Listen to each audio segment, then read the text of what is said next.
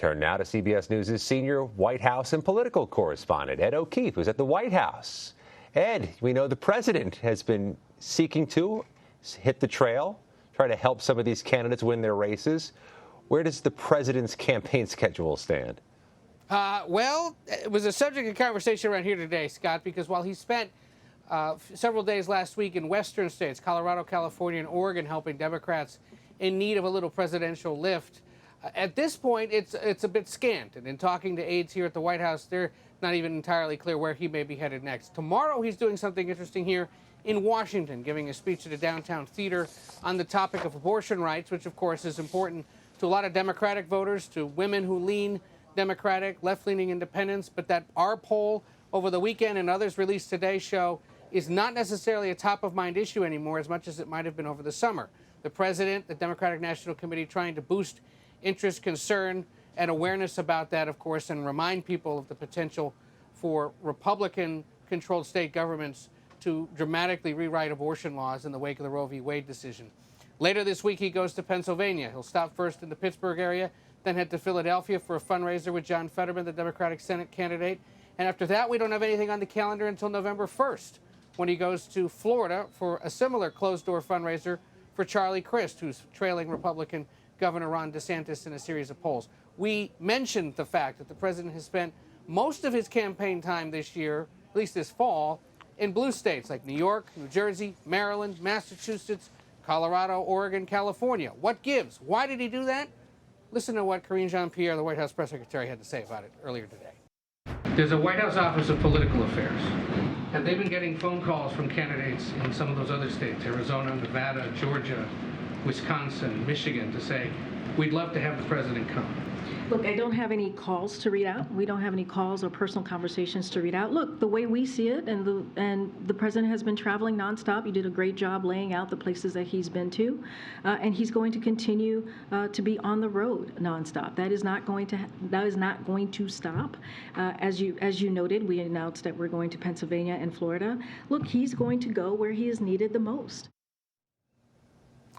Part of why we ask about his schedules, he's already scheduled to be in Delaware again this weekend, for example, a weekend that is a big, just as an example, early vote kickoff weekend in Nevada, where normally Democrats might try to put all their muscle and their firepower to try to convince Democratic voters, independent voters, to show up in that state. He's not necessarily, he has no plans to be in Nevada or Arizona or Georgia, those states with key battleground Senate races and governor's races. No plan to go to Ohio, where Costa is today. No plan to go right now to Wisconsin or Michigan. But look there in the green. Look who is going there. Former President Obama planning to spend some time there in the coming weeks to rally voters in those states by going to Atlanta, Milwaukee, and Detroit specifically. Those are trips that are in part designed to boost African-American turnout in races where they're going to be critical to help people like Gretchen Whitmer, the governor of Michigan, who's looking for a big win, Mandela Barnes, the Senate candidate running against Ron Johnson, or, of course, Raphael Warnock, the senator from Georgia, Stacey Abrams, the gubernatorial candidate. Seems they're willing to be seen with the former president, not necessarily with the current one. The First Lady has plans to campaign as well, right? She does, and she's actually now emerged, in addition to the former president, as one of the top and most sought-after Democratic surrogates. She spent part of the weekend in Florida, in the Orlando area, with Val Demings, the Democrat running against Senator Marco Rubio.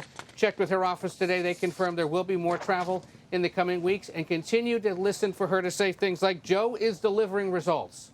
That's the message she's trying to tell voters. My husband's done a bunch of things that help your bottom line, that have done other things to turn around the country after the pandemic hit us hard. Expect her to see her continue doing that. Talk about the potential dangers of a Republican-controlled Congress, and on the issue, again, of abortion, which the president himself will be talking about on Tuesday at that DNC event. It's no surprise that the presidential spouse can sometimes be a more sought-after, easier out-of-town surrogate to campaign with. She is the First Lady. Her numbers are better than her husband's in most surveys. She's also, though, a relatively political unknown across the country, not necessarily as widely known or understood as some past First Ladies. That's by design, because she keeps a day job and can't necessarily keep a public schedule. She's still a professor at a Northern Virginia community college, but they are making time in her schedule amid her teaching schedule to get her out there. She was at the Eagles game, for example, last night, singing Fly, Eagles, Fly with those misguided fans. Scott? Lots of people were singing Fly, Eagles, Fly last night. Not Clearly this guy. not a misguided fan. Not Ed O'Keefe. Masterful work at the White House, Ed. Thank you very much. Take care.